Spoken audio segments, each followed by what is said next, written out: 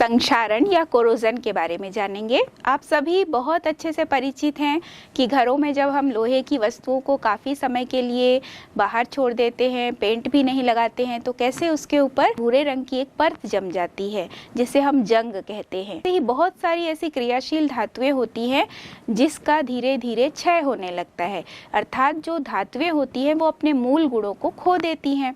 जैसे चांदी के ऊपर काले रंग का लेयर चढ़ जाता है, इसी प्रकार से जो कांसा है, कांसे पर भी देखिए कैसे हरे रंग की परत जम जाती है जब उसका संक्षारण होता है। तो ऐसे बहुत सारी धातुएं आपको मिलेंगी अपनी डेली लाइफ में कि लोहे में जंग लगना या चांदी के ऊपर काले रंग की परत का जम जाना, इसी प्रकार से जो कांसा है उस पर हरे रंग की परत का जम जाना। तो संक्षारण वास्तव में क्या होता है? तो किसी भी धातु को जब हम वायु या नमी, वायु में ऑक्सीजन है और वायु में नमी भी है, H2O भी है, तो उसकी उपस्थिति में लगातार यदि वह धातु उसके संपर्क में आता है तो उस धातु के ऊपर एक परत जम जाती है। उस धातु का जो मूल गुण है वो धीरे धीरे समाप्त होने लगता है। इसे हम कहते हैं संक्षारण की प्रक्रिया। तो संक्षारण को यदि हम परिभाषित करेंगे तो वह इस प्रकार होगा कि वायुमंडल में उपस्थित गैसों, वायुमंडल में बहुत सारी गैसेस होती हैं, तो उन गैसों तथा नमी द्वारा धातुओं को धीमी गति से अवांछित यौगिकों में बदल जाने का प्रक्रम। तो धातुओं के ऊपर जो अवांछित लेयर चढ़ जा रहा है, ये अवांछित लेयर किसके कारण आ रहा है? वायु में प्रेजेंट जो ऑक्सीजन है या कार्बन डाइऑक्साइड है, सल्फर डाइऑक्साइड है, कई सारी गैसेस होती है, साथ साथ नमी होती है। इन सब के कारण वो जो क्रियाशील धातु है वह जब इनके संपर्क में डायरेक्ट आती है तो उसका जो मूल गुण है वह धीरे धीरे समाप्त होने लगता है, उसके ऊपर एक अवांछित लेयर आ जाती है। इसे हम संक्षारण क्रिया के रूप में समझते हैं। संक्षारण का एक बहुत अच्छा एग्जाम्पल जो है वो जंग लगना। शुद्ध लोहा होता है वो ये एक तरह से एनोड की तरह कार्य करता है। तो जैसे ही वो किसी भी स्थान पे रखा है जहाँ उसको खुले में वायु भी के संपर्क में है, नमी के संपर्क में है, तो उसमें ऑक्सीकरण की क्रिया होने लगती है। तो ऑक्सीकरण की क्रिया होगी तो Fe 2Fe यदि ले तो 2Fe is equal to 2Fe2 plus यहाँ 4 इलेक्ट्रॉन दर्शा रहे हैं क्योंकि सामने हमने 2 लिया। एक Fe से Fe2 प्लस बना, 2 Fe लेंगे तो 2Fe2 प्लस बना, तो 4 इलेक्ट्रॉन निकले। अब इलेक्ट्रॉन निकलने की क्रिया हुई, यानी यहाँ पर ऑक्सीकरण की क्रिया हो रही है जो कि एनोड पर होती है। कैथोड पर किस प्रकार रिएक्शन होगा, यानी अशुद्ध लोहा जो है वो यहाँ पर कैसे रिएक्ट करेगा, क्योंकि उसके पास जल भी है, ऑक्सीजन भी है और साथ साथ में 4 इलेक्ट्रॉन उसको प्राप्त हो रहा है शुद्ध लोहे में ऑक्सीकरण होने के बाद। तो O2 plus 4H plus 4 electron equal to 2H2O। अब ये दोनों एनोड और कैथोड के रिएक्शन को यदि हम जोड़ दें तो नेट सेल रिएक्शन प्राप्त होगा। तो संक्षारण की क्रिया के लिए जो नेट सेल रिएक्शन है वो प्राप्त होता है हमें यहाँ पर 2Fe plus O2 plus 4H plus equal to 2Fe2 plus 2H2O। 2OH minus यानी हाइड्रोक्साइड यानी OH माइनस के साथ वो रिएक्ट होता है। Fe सेकेंड हाइड्रोक्साइड का निर्माण हुआ, FeOH होल ट्वाइस का निर्माण हुआ। जैसे ही इसको जल के संपर्क में रखा जाता है धीरे धीरे यह हाइड्रेटेड फेरिक ऑक्साइड में परिवर्तित होता है, यानी जंग में परिवर्तित होने लगता है। भूरे रंग का एक लेयर लोहे के ऊपर बनने लगती है।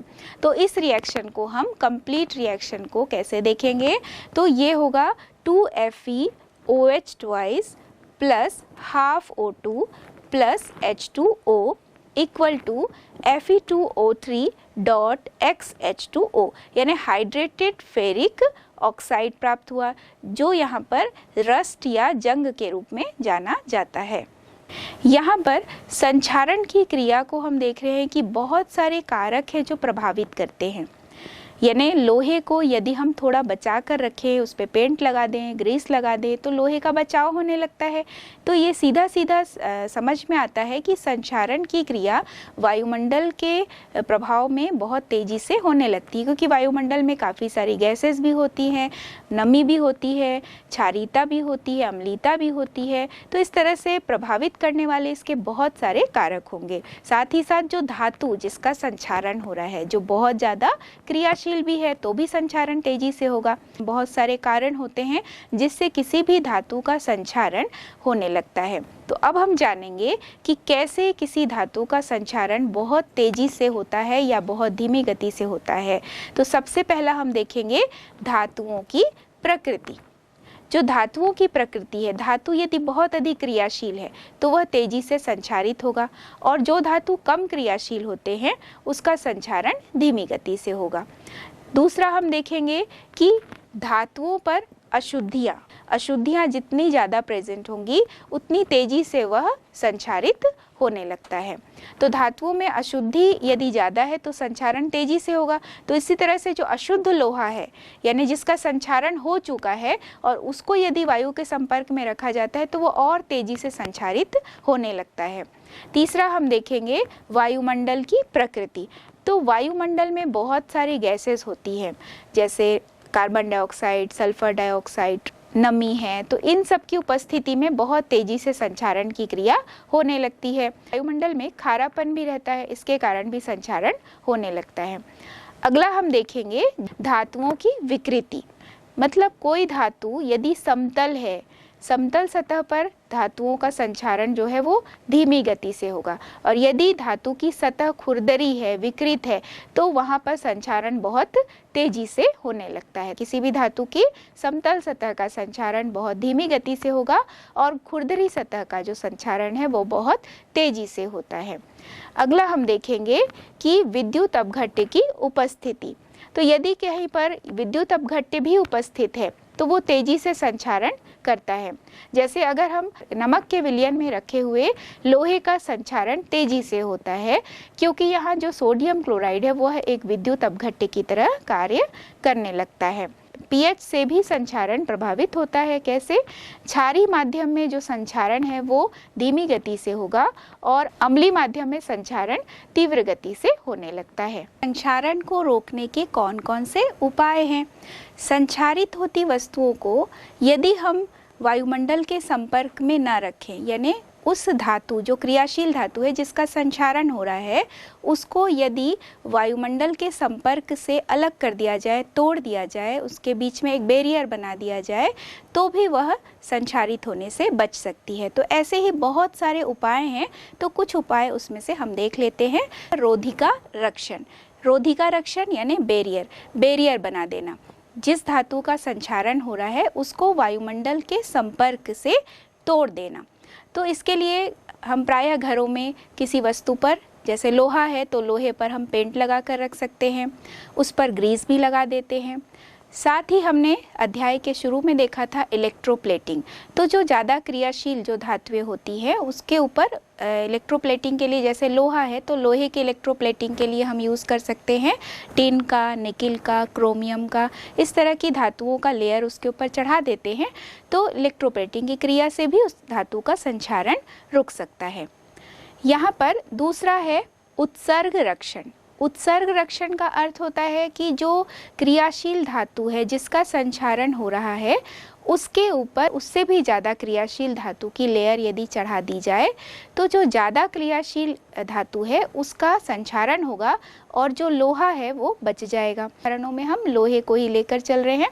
तो लोहा जो है उसके लिए जो वैल्यू है E0 का मान है वो -0.44 है। तो लोहे की सतह पर यदि जिंक की लेयर को चढ़ा देते हैं तो इस प्रक्रिया को गैल्वेनीकरण या गैल्वेनाइजेशन कहते हैं।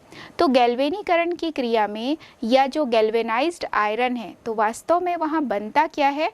वहाँ पर बनता है zinc carbonate dot zinc hydroxide, तो ZnCO3 dot ZnOH whole twice, इसका एक लेयर उसके ऊपर बन जाता है। इसे हम गैल्वेनाइज्ड आयरन भी कहते हैं।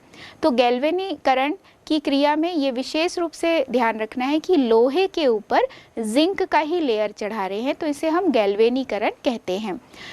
यहाँ पर यदि लोहे के ऊपर जिंक की लेयर चढ़ा रहे हैं तो जिंक का संक्षारण हो जाएगा और लोहा बच जाएगा। यदि जब तक उसके ऊपर जिंक की लेयर चढ़ी हुई है तब तक ये संक्षारण जो है जिंक के ऊपर होता रहेगा, लोहा बचा रहेगा। कभी ऐसा हो सकता है कि इस गैल्वेनाइज्ड आयरन पर खरोंच आ जाए, तो अब क्या होगा? खरोंच आने पर दोनों का संक्षारण होगा, लेकिन देखना यह है कि पहले किसका संचारण होता है। तो इसके लिए हम E0 की वैल्यू से कंपेयर कर लेते हैं। लोहे के लिए जो E0 की वैल्यू है वो यहाँ पर हम देखेंगे Fe2 plus 2 electron is equal to Fe, तो -0.44 है। जिंक के लिए Zinc2 plus 2 electron is equal to zinc, तो जिंक के लिए जो E0 की वैल्यू है वो है -0.76। तो चूंकि यहाँ पर जिंक के लिए E0 का ऋणात्मक मान ज़्यादा है और आयरन के लिए जो E0 का ऋणात्मक मान है वो जिंक की तुलना में यहाँ पर कम है, तो दोनों में ज़्यादा क्रियाशील जिंक है। दोनों का ही संचारण होगा खरोंच आने पर, लेकिन पहले संचारण की क्रिया जिंक पर होगी। यदि यहाँ पर लोहे के ऊपर टिन की लेयर चढ़ा दी जाए, टिन की लेयर चढ़ाने पर भी लोहा बचा रहेगा, लेकिन फिर दोनों को कंपेयर करके देखते हैं कि यदि कभी ऐसा हो कि जिस लोहे के ऊपर टिन की लेयर चढ़ी हुई है और वहाँ पर यदि खरोंच आ जाए तो पहले किसका संचारण होता है। तो इसके लिए भी हम E0 की वैल्यू को देखेंगे।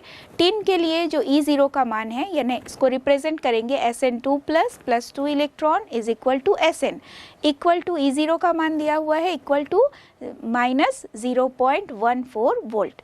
तो यहाँ पर जो लोहे का मान प्राप्त हुआ था वो है -0.44 वोल्ट। तो लोहे के लिए जो E0 का मान है वो ज़्यादा ऋणात्मक है, क्रियाशीलता लोहे की ज़्यादा होगी टिन की तुलना में, क्योंकि टिन के लिए E0 का मान कम ऋणात्मक है। तो यदि खरोंच आता है टिन की लेयर वाली लोहे की सतह पर, तो यहाँ पर लोहे का संचारण हो जाएगा पहले, टिन का संचारण नहीं हो पाएगा क्योंकि टिन कम क्रियाशील है। लोहे की जो पाइप्स होती हैं जो ज़मीन के अंदर गड़ी होती हैं, उसे भी संचारित होने से बचाना है। तो उसे किस प्रकार बचा सकते हैं, क्योंकि अगर ज़मीन के अंदर गड़ी हुई पाइप है तो वहाँ भी उसको नमी मिलता है, ऑक्सीजन भी मिल रहा है, तो वहाँ भी उसका संचारण बहुत तेज़ी से होगा। तो इस प्रकार के संचारण को रोकने की प्रक्रिया को हम कहते हैं कैथोडिक रक्षण या वैद्युतीय रक्षण। तो जो लोहा है जो जिससे कि बना हुआ है, जैसे कि नल का पाइप होता है या फिर पेट्रोल और डीजल की टंकियां होती हैं, तो इसको भी संचारित होने से बचाना है। तो यहाँ पर उससे ज़्यादा क्रियाशील धातु के संपर्क में इस लोहे की पाइप को उसके संपर्क में रखते हैं। उससे ज़्यादा क्रियाशील में यहाँ पर यदि मैग्नीशियम लिया जाए तो मैग्नीशियम के लिए E0 का मान होता है -2.37 वोल्ट। तो E0 का मान वहाँ पर ज़्यादा निगेटिव है, ज़्यादा ऋणात्मक है, और Fe के लिए होता है -0.44। तो यदि लोहे की वस्तु जो कि ज़मीन के अंदर है उसको यदि संपर्क कर दिया जाए किसी ऐसे धातु के साथ जो ज़्यादा क्रियाशील है, जिसके लिए E0 का मान ज़्यादा निगेटिव है, तो उदाहरण के रूप में हम लेते हैं कि मैग्नीशियम का यहाँ एनोड बना देते हैं और जो लोहे की वस्तु है वो यहाँ कैथोड का कार्य करेगी। तो मैग्नीशियम चूँकि एनोड है, ऑक्सीकरण की क्रिया होगी तो उसमें क्षय होने लगेगा और लोहे की जो पाइप है जो ज़मीन के अंदर है उसका बचाव हो जाएगा, वो संचारण की प्रक्रिया से उसमें धीमी हो जाएगी और रुक जाएगी। तो यहाँ जो मैग्नीशियम है वो एनोड है और ऑक्सीकरण की क्रिया होगी, तो magnesium 2 plus 2 electron is equal to Mg। तो मैग्नीशियम के चूँकि E0 के मान को अपचयन विभव के रूप में दर्शा रहे हैं, इसलिए यहाँ पर Mg 2 plus 2 electron is equal to Mg के रूप में लिखा जा रहा है। इसका मान हमने देखा -2.37 वोल्ट होता है। जबकि आयरन को हम व्यक्त कर रहे हैं Fe2 plus 2 electron is equal to Fe, जो यहाँ पर कैथोड की तरह कार्य कर रहा है। इसके लिए जो E0 का मान है उसकी तुलना में कम ऋणात्मक है, -0.44 वोल्ट। तो पहले संचारण होगा यहाँ पर मैग्नीशियम का, मैग्नीशियम की प्लेट से जोड़ देते हैं जो टंकी है या जो नल के पाइप है उसको। तो जो नल है जो लोहे का बना हुआ है या जो टंकी है जो लोहे की बनी हुई है वो यहाँ कैथोड है, और जो मैग्नीशियम का एनोड है उसके साथ इसको संपर्क कर दिया गया। तो मैग्नीशियम का क्षय होने लगेगा, मैग्नीशियम का ऑक्सीकरण होगा और इसका क्षय होने से रुक जाएगा। अगला हम देखते हैं कि किस प्रकार से जो क्षारीय विलयन होते हैं उसका भी लेप चढ़ाकर किसी भी लोहे की वस्तु को संक्षारित होने से बचा सकते हैं। जंग विरोधी विलयन। तो जंग विरोधी विलयन में मुख्य रूप से जो क्षारीय फॉस्फेट है या जो क्षारीय क्रोमेट है, इनके सॉल्यूशन में यदि लोहे की वस्तु को डुबा दिया जाए तो लोहे की वस्तु जो है उसके ऊपर इन सॉल्यूशन का लेयर चढ़ जाएगा। तो उदाहरण स्वरूप हम लेते हैं कि जो लोहा है उसको यदि यहाँ पर सांद्र सोडियम फॉस्फेट के विलयन में डुबा दिया जाता है तो लोहे के ऊपर एक लेयर बन जाती है आयरन फॉस्फेट की। लोहे को डुबाया जाता है सोडियम फॉस्फेट में, सोडियम फॉस्फेट आयरन की सतह से क्रिया करता है और बना लेता है आयरन फॉस्फेट। तो इस प्रकार जो आयरन के ऊपर एक लेयर बन गई, ये संक्षारण से उसे बचाती है। तो जंग विरोधी विलयन को लगाकर भी हम किसी भी धातु को संक्षारित होने से बचा सकते हैं। संक्षारण के बचाव के लिए हम मिश्र धातुओं का भी निर्माण करते हैं। मिश्र धातुएं जिसमें दो या दो से अधिक धातुओं को मिलाकर समांगी मिश्रण बनाया जाता है। तो इस तरह से धातुओं का संक्षारण होने से रुक जाता है। जैसे stainless steel nickel, iron, chromium, carbon को लेकर बनाया जाता है, वैसे ही पीतल को कॉपर और जिंक से और ब्रॉन्ज को कॉपर एवं टिन से बनाया जाता है। साथ ही साथ यहाँ पर जो मरकरी और सोडियम को मिलाकर जो अलॉय बनाया गया है उसे हम सोडियम अमलगम भी कहते हैं। किसी भी धातु के साथ जब मरकरी मिलाते हैं तो जो अलॉय बनता है वो अमलगम कहलाएगा और यहाँ पर सोडियम लिया गया है तो सोडियम अमलगम है। इस तरह से हम मिश्र धातुओं के निर्माण के द्वारा भी संक्षारण को रोक सकते हैं।